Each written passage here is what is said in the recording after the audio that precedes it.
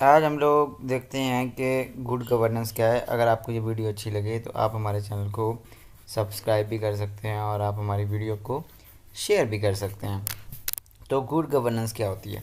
तो good governance को पढ़ने के लिए हम एक आर्टिकल है, वो मैं एंड पे उस सोर्स का नाम बताऊंगा आपको, आप वो पढ़ सकते हैं। तो गुड गवर्नेंस है क्या? गुड गवर्नेंस प्राइमरीली वो गवर्नेंस है जिसके अंदर कंसेंसस होती है, यानी जितने भी डिसीजंस होते हैं वो डिसीजंस कैसे लिए जाते हैं, उन डिसीजंस को लिया जाता है कंसेंसस के साथ। Participation of all parties, participation of all parties जो होती है उसमें होती है, उनका इंक्लूजन होता है। यानी ऐसा नहीं है कि आप कोई भी जो डिसीजन लेते हैं वो मेजॉरिटी ले लेती है अपनी वहाँ पे। ऐसा भी नहीं है कि जनाब सिर्फ एक आध ग्रुप है उसको इंक्लूड किया जाता है, बल्कि सारे के सारे ग्रुप जितने भी एथनिक ग्रुप्स हैं, वुमन है, माइनॉरिटी है, उन सब से मशावरत के बाद, उनकी कंसेंसस के बाद, उनसे डिस्कशन के बाद क्या किया जाता है, डिसीजंस लिए जाते हैं किसी भी कंट्री के फ्यूचर के लिए। फिर उसके बाद गुड गवर्नेंस का दूसरा इंग्रेडिएंट क्या है, वो ये है कि वो पार्टिसिपेटरी गवर्नमेंट होती है। पार्टिसिपेशन होती है, जेंडर की भी इक्वालिटी ऑफ पार्टिसिपेशन होती है, यानी मेल्स और फीमेल्स दोनों होंगे, और माइनॉरिटी की भी पार्टिसिपेशन होती है। ठीक है, तो ये दो चीज़ें इसमें शामिल होती हैं। पार्टिसिपेशन ऑफ जेंडर, जेंडर की बुनियाद पे भी पार्टिसिपेशन होती है, ऐसा नहीं है कि वुमेन डिस्क्रिमिनेशन हो। और दूसरा ये है कि माइनॉरिटीज़ भी सारी क्या होती हैं, गुड गवर्नेंस के अंदर शामिल होती हैं। तीसरा जो इंग्रेडिएंट है गुड गवर्नेंस का वो ये है कि ऐसी गवर्नेंस में ट्रांसपेरेंसी होती है।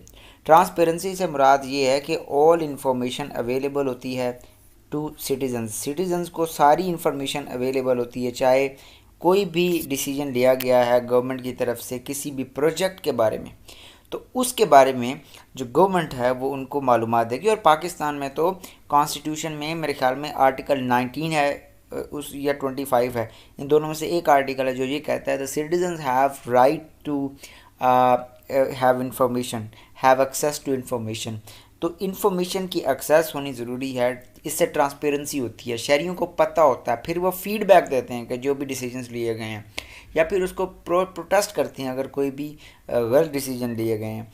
उसके बाद एक और चीज़ इसमें शामिल है, वो ये है अकाउंटेबिलिटी। अकाउंटेबिलिटी से मुराद ये है कि जितने भी लोग हैं, चाहे कोई ब्यूरोक्रेट है, चाहे कोई पॉलिटिशियन है, चाहे कोई बिजनेसमैन है, उन सब की अकाउंटेबिलिटी होनी चाहिए। अगर उन्होंने कुछ गलत किया है, अगर वो करप्ट मैल प्रैक्टिसेस में इन्वॉल्व हैं, या ग्राफ्ट का उनके के ऊपर केस है, या उनका ग्राफ्ट का उनके ऊपर केस है, करप्शन का केस है, तो वो क्या होता है, डील किया जाता है उसको, उनको सज़ा मिलती है। तो अकाउंटेबिलिटी भी इसमें गुड गवर्नेंस में शामिल होती है।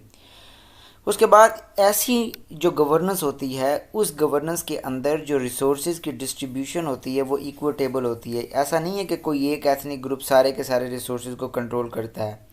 जैसे कि म्यांमार में है, म्यांमार में बैड गवर्नेंस है, तो वहाँ पे क्या है, जो उनका बुद्धिस्ट एथनिक ग्रुप है रिलीजन की बुनियाद पे इकट्ठा हुआ हुआ, वो सारा कुछ कंट्रोल करता है। वू की रियासत को कुछ नहीं मिलता, काइचन को कुछ नहीं मिलता, मुस्लिम जो बम्मा में रहते हैं वहाँ उनको कुछ नहीं मिलता था, उनको रिसोर्सेज नहीं दिए जाते थे।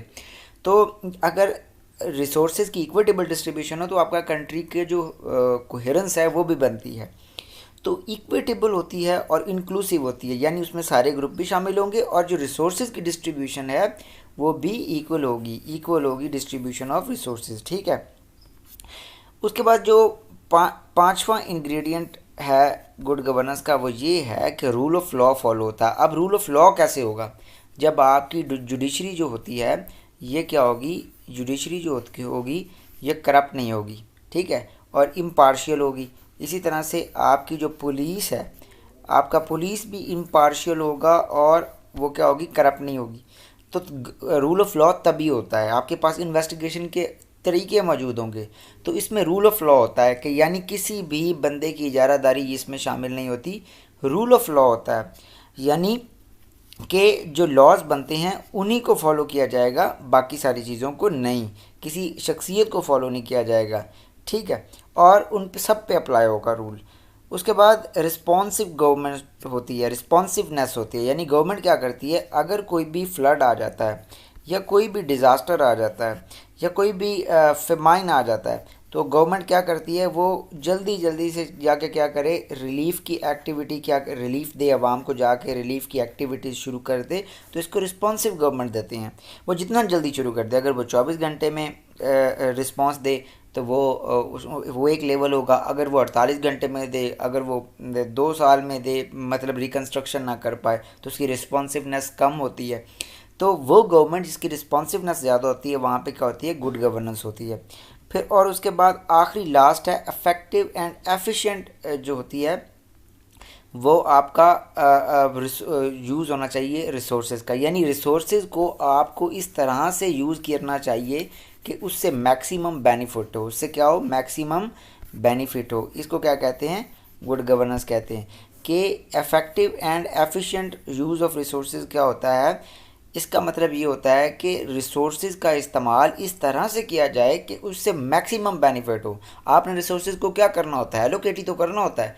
तो आप इस तरह से उनकी डिस्ट्रीब्यूशन करें, ये एक आर्ट है कि उससे मैक्सिमम बेनिफिट हो कंट्री को। इसको कहते हैं इफेक्टिव एंड एफिशिएंसी, इसको बोलते हैं। तो ये चीज़ भी होनी ज़रूरी है। ये सारे जो इंडिकेटर्स हैं ये शो करते हैं कि गुड गवर्नेंस जो है वो क्या होती है, गुड गवर्नेंस क्या होती है। अब हम पाकिस्तान की परफॉर्मेंस देख लेते हैं। तो चैंडलर्स गुड गवर्नेंस इंडेक्स के मुताबिक पाकिस्तान की रैंक 90 रैंक है, 90 रैंक है 2021 के सर्वे के मुताबिक। और वो रैंक में हमारा स्कोर है 0.358 हमारा स्कोर है, जो कि बहुत लो रैंक है क्योंकि टोटल कंट्रीज़ ही 106 थे। 106 में हमारा रैंक कितना है, 90 रैंक है।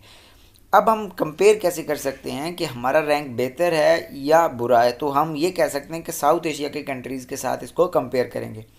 तो साउथ एशिया के कंट्री में हमारे बाद में इंडिया है। तो इंडिया का जो रैंक है वो कितना है, 49 है। इसका मतलब है हमारा और इंडिया का 30 का फ़र्क है, 2-3 का फ़र्क होना चाहिए। इसका मतलब है पाकिस्तान में पुअर गवर्नेंस है। नीड टू इम्प्रूव अलॉट, हमें इम्प्रूव करने की बहुत ज़्यादा ज़रूरत है। अगर आप यही आर्टिकल पढ़ना चाहते हैं तो आप UN का economic and social commission of Asia, उसकी एक आर्टिकल है छोटा सा, गूगल से वो डाउनलोड करके पढ़ सकते हैं। मुझे उम्मीद है आपको ये अच्छा लगा होगा।